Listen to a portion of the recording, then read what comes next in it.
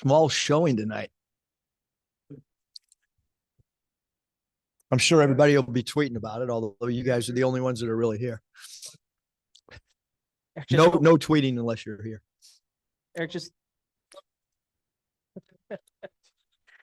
what were your overall thoughts on how your team came out and played after the lengthy break? Well, I think we're getting better. You know, I was happy tonight offensively. I mean, it's hard in a college game to score 106 points. UNCW is a really talented team. I mean, they have two high level players. And, you know, I thought we did a really good job for most of the game defensively. Obviously got to get better defensive rebounding. And, you know, it's a good way to end the non-conference. And obviously, we see the impact that Keon can have, and we're a different team with his energy out there and his basketball IQ. And, you know, we missed him the games that he wasn't a part of our team. You know, we recruited him with the thought that he could score. And also, I didn't think he hunted his shots tonight, which you really don't say that about a player that scored 32. I thought all of his shots were great. 17 free throws attempted is a lot. This game took on a different meaning, and, you know, like how we played was a little bit different based on matchups and so on and so forth, but really pleased with our offense and want to continue to get better defensively, although we knew that this team was a really good offensive team that we played tonight, and super excited about only 8 assists and only 2 in the second half. So really excited about how we took care of the ball against a team that does, you know, create turnovers. I said, yeah, my fault. I know what you meant. That's what happens when you get old. You mentioned Keon scoring, but he also had 5 assists. I think at least 3 of them were the lobs. Is it surprise you at all that he has that timing down with the teammates? I think a couple of weeks ago he said he was working primarily with the scout team. Yeah, I think he's just, you know, he's just an innate baller. You know, like, I mean, probably, you know, you could probably throw him on any team tomorrow, you know, and he would figure it out. He's just, you know, sometimes there's guys like that like he's got unbelievable court awareness. We need him to practice a little bit harder. We need him to, you know, to improve in some areas, but his teammates really like him. Like, they like playing with him, and you can see that. And we like coaching him. He's got a great spirit about himself. And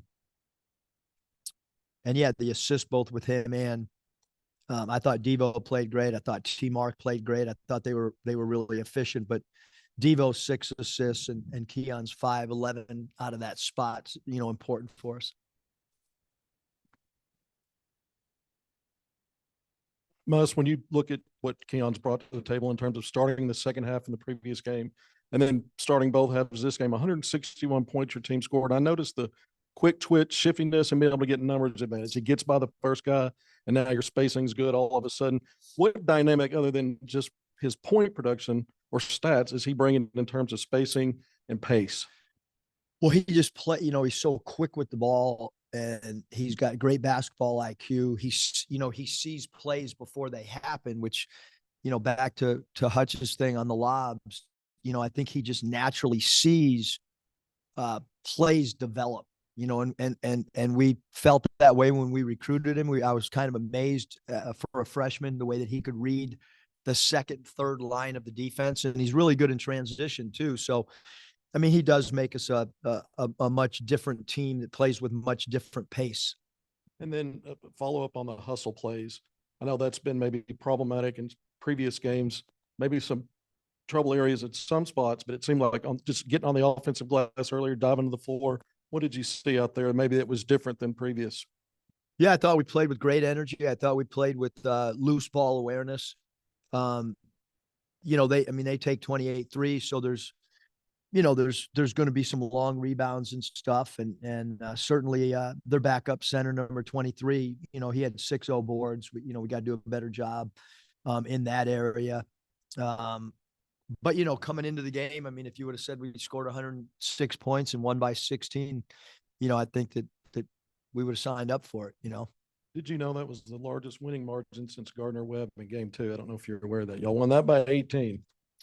But Yeah, I mean, I think because we played tonight, Kevin, for the most part, 40 minutes, I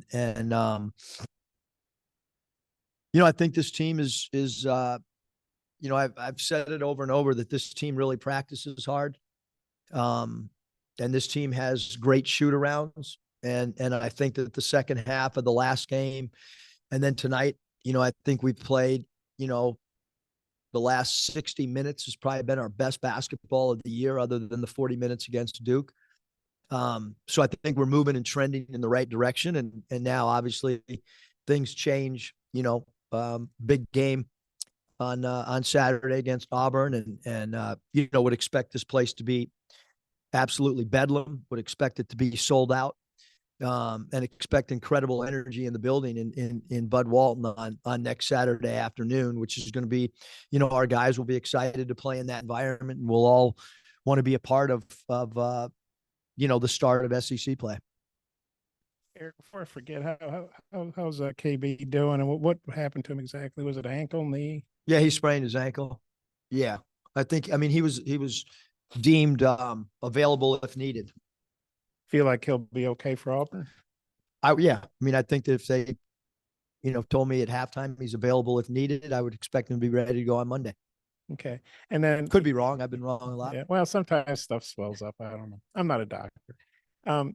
Keon, I know everybody knows he was good. Otherwise, you would have brought him in. But to get 32 points in his third game, just how impressive is that? Yeah, I think it's been important for him to sit and watch, see where we have some areas that we could get better at. Like I said, his teammates' body language, like they're looking for him, and so I think the confidence level that the teammates have with him is much more important than the confidence that I have with him.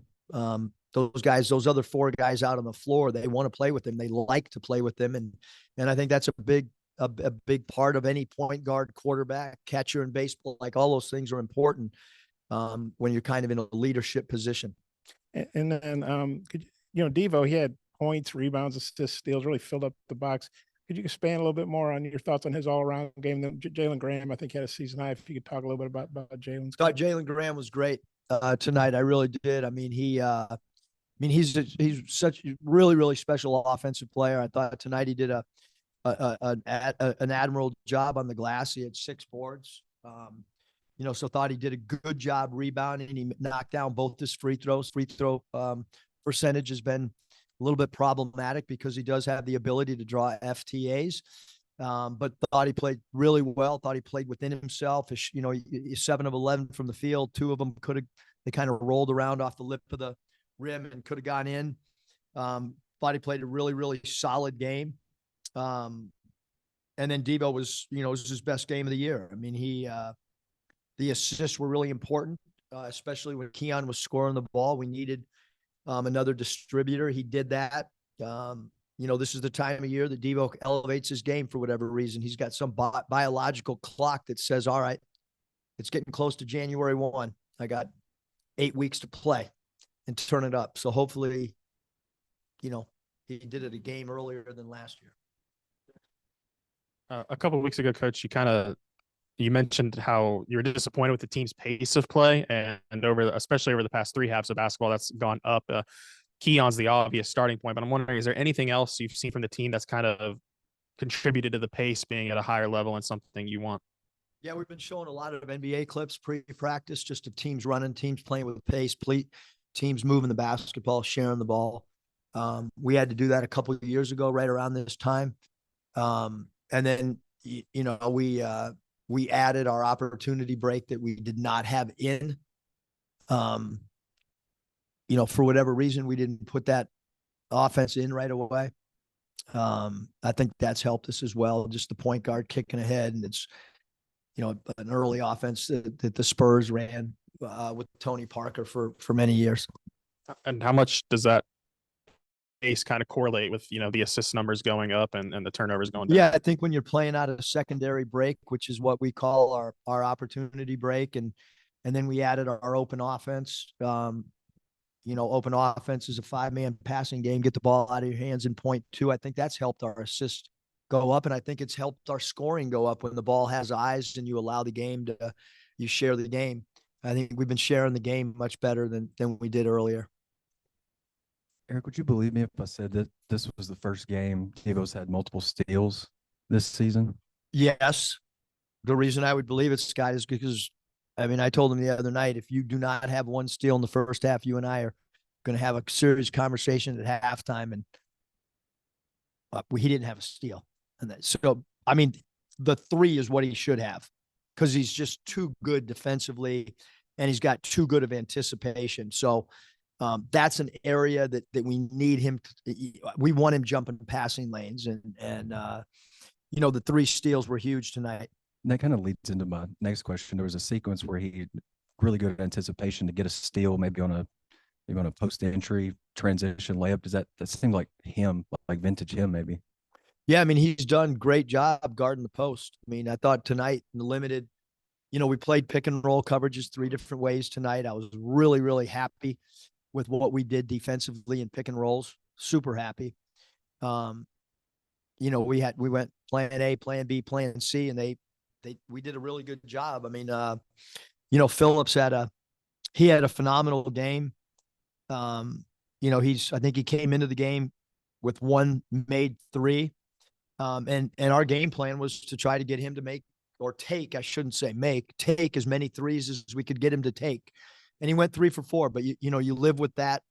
But that was the game plan, was to try to get him to not shoot mid-range and not shoot layups. And he did a great job knocking them down. But the coverage, even though what might look like to a fan, well, the guy made 3 or 4 from 3. Well, the guy was game plan was to try and force him to beat us from over the top instead of get to a sweet spot.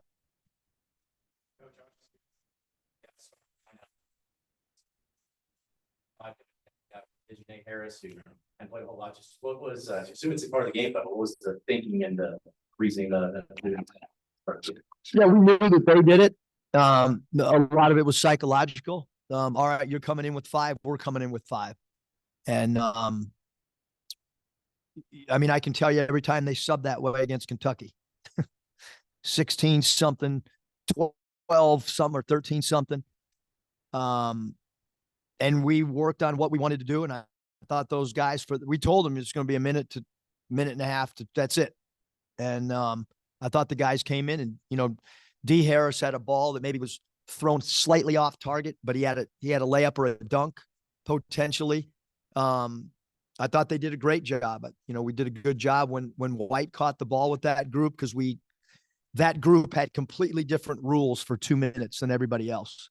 Super pleased that they were able to execute it. It didn't have a lot to do with the game, but I think our guys liked it. 5 guys had a role that they knew coming into the game. Joseph knew he was going into the game. As soon as they subbed, I said, do not look at me. And we worked on it. We practiced it, where our scout team sat at the scorers table, 5 sub. We talked about matchups. You got to point to your guard. And these are the first 3 plays you run when you're out there. And like I said, Harris had a dunk on one of them.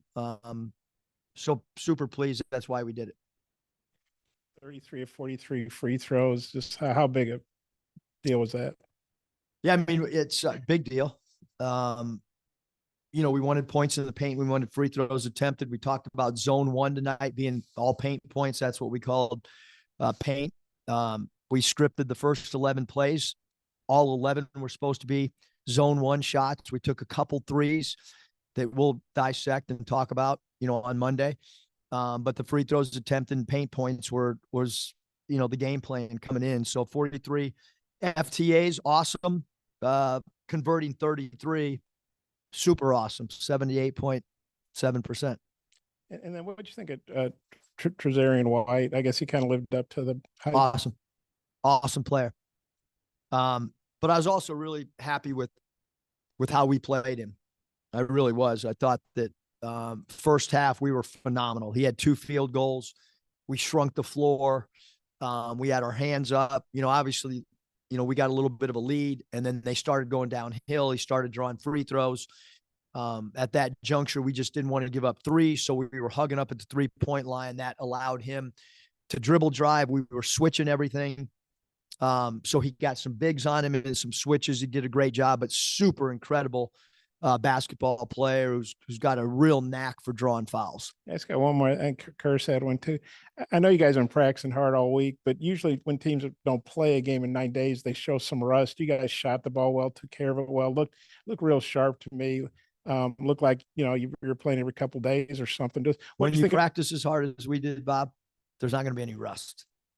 Trust me. Okay, well, that's good. Okay. I was not worried about rust tonight. I might be Saturday, but not the way we've been practicing.